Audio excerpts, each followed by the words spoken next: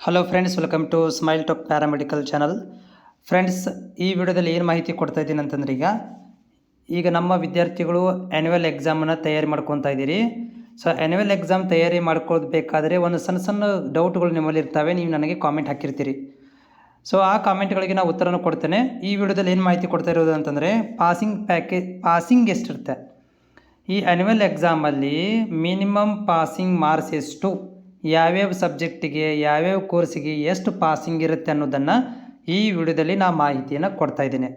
ಅಭ್ಯರ್ಥಿಗಳೇ, ನಮ್ಮ ಚಾನಲ್ ನೀವು ನೋಡ್ತಾ ಇದ್ದೀರಿ, ಚಾನಲ್ ಸಬ್ಸ್ಕ್ರೈಬ್ ಮಾಡಿಕೊಳ್ಳ್ರಿ. ಇಂಥ ಅಪ್ಡೇಟ್ಗಳನ್ನು ಕಂಟಿನ್ಯೂಸ್ ಆಗಿ ಮಾಡ್ತಿರ್ತೇನೆ. ನೀವು ಚಾನಲ್ ಸಬ್ಸ್ಕ್ರೈಬ್ ಮಾಡ್ಕೊಂಡ್ರೆ ಬೇಗ ನಿಮಗೆ ವಿಡಿಯೋಗಳು ಬಂದು ರೀಚ್ ಆಗ್ತವೆ. ಸಬ್ಸ್ಕ್ರಿಪ್ಷನ್ ಫ್ರೀ ಇದೆ. ಜೊತೆಗೆ ನಿಮ್ಮ ಫ್ರೆಂಡ್ಸಿಗೂ ಕೂಡ ಚಾನಲ್ನ ಶೇರ್ ಮಾಡಿ ಸಬ್ಸ್ಕ್ರೈಬ್ ಮಾಡ್ಕೊಳ್ಳಿಕ್ಕೆ ಸಪೋರ್ಟ್ ಮಾಡೋದನ್ನು ಕೂಡ ಮರಿಬೇಡಿ.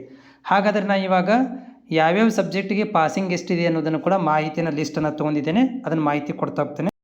ಸೊ ಇಲ್ಲಿ ಫಸ್ಟ್ಗೆ ನಾ ಮಾತಾಡೋದು ಯಾವುದಂತಂದರೆ ಫಸ್ಟ್ ಇಯರ್ ವಿದ್ಯಾರ್ಥಿಗಳಿಗೆ ಏನಿರುತ್ತೆ, ಎಲ್ಲ ಕಾಮನಾಗಿ ಸಬ್ಜೆಕ್ಟ್ ಇರ್ತಾವೆ. ಫಿಸಿಕ್ಸ್, ಕೆಮಿಸ್ಟ್ರಿ, ಬಯಾಲಜಿ, ಇಂಗ್ಲೀಷ್ ಇರ್ತವೆ. 4 ಸಬ್ಜೆಕ್ಟಿಗೆ ಏನಪ್ಪ ಅಂತಂದರೆ 100 ಮಾರ್ಕ್ಸಿಗೆ ಎಕ್ಸಾಮ್ ಬರೀತೀರಿ. ನೀವು ಇಲ್ಲಿ 100 ಮಾರ್ಕ್ಸ್ ಎಕ್ಸಾಮ್ ಇರುತ್ತೆ. ಸೊ ಈ 100 ಮಾರ್ಕ್ಸಿಗೆ ಎಕ್ಸಾಮಿಗೆ ಎಷ್ಟು ತೊಗೋಬೇಕಂತಂದರೆ ಮಿನಿಮಮ್ 35 ತೊಗೊಳ್ಳೇಬೇಕು. 34 ಬಿದ್ದರೆ ಫೇಲು. ಅಥವಾ ಭಾಳಷ್ಟು ನೀವು ಅನ್ಕೊಂಡಿರ್ತೀರ 3 ಒಳ್ಳೆ ಮಾರ್ಕ್ಸ್ ಬಿದ್ದು, ಓಕೆ 3 ಸಬ್ಜೆಕ್ಟಲ್ಲಿ ಏನಾಗಿದೆ, ನನಗೆ 70 ಬಿದ್ದಿದೆ. 70 × 3 ಒಂದು ಸಬ್ಜೆಕ್ಟಲ್ಲಿ 34 ಬಿದ್ದಿದೆ. ಪಾಸ್ ಮಾಡ್ತಾರಾ? ಮಾಡೋದಿಲ್ಲ ರೀ, ಫೇಲ್ ಮಾಡಿ ಒಗೆದು ಬಿಡ್ತಾರೆ ನಿಮಗೆ. ಇಲ್ಲಿ ನಿಮಗೆ 3 ಸಬ್ಜೆಕ್ಟ್ ಪಾಸ್ ಆಗಿ 1 ಸಬ್ಜೆಕ್ಟ್ ಫೇಲ್ ಆಗಿದ್ದರೆ ಪಾಸ್ ಮಾಡೋದಿಲ್ಲ. 3 ಸಬ್ಜೆಕ್ಟಲ್ಲಿ ಒಳ್ಳೆ ಮಾರ್ಕ್ಸ್ ಬಂದಿದೆ, ಆದರೆ 1 ಸಬ್ಜೆಕ್ಟಲ್ಲಿ 1 ಮಾರ್ಕ್ಸ್ ಮಾತ್ರ ಬರಬೇಕಿತ್ತು, ಪಾಸ್ ಮಾಡ್ತಾರಾ? ಮಾಡೋಂಗಿಲ್ಲ. ಇಲ್ಲಿ ಗ್ರೇಸ್ ಮಾರ್ಕ್ಸ್ ಕೊಡೋಂಗಿಲ್ಲ. ಆಯಿತಾ? First year ಮುಗೀತೀಗ.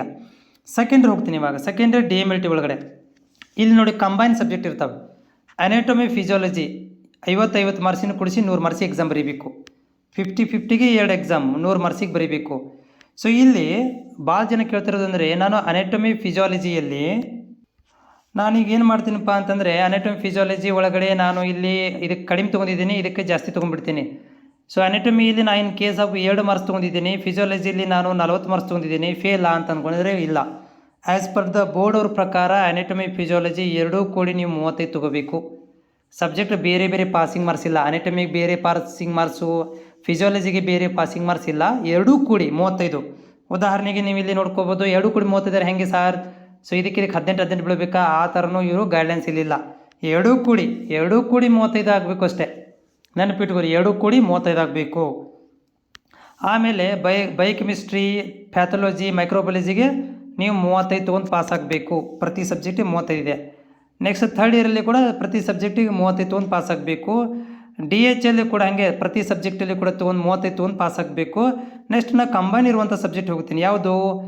ಈ DMIT ಇರ್ಬೋದು. DMITಯಲ್ಲಿ ಕೂಡ ಹಾಗೆ.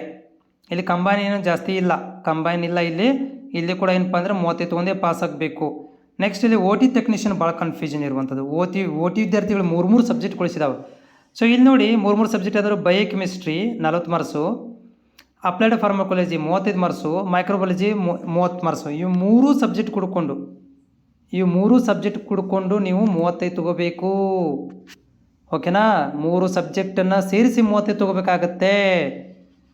ಸರ್ ಹಂಗಾದ್ರೆ ನಾವು ಬಯೋಕೆಮಿಸ್ಟ್ರಿ, ಫಾರ್ಮಕಾಲಜಿ ಒಳ್ಳೆ ಪರ್ಸೆಂಟೇಜ್ ಮಾಡಿಕೊಂಡು ಮೈಕ್ರೋಬಯಾಲಜಿಲಿ ಒಂದು 5-6 ಬಿದ್ದಿದ್ದರೆ ಹೇಗೆ ಅಂತ ಗೊತ್ತಿಲ್ಲ.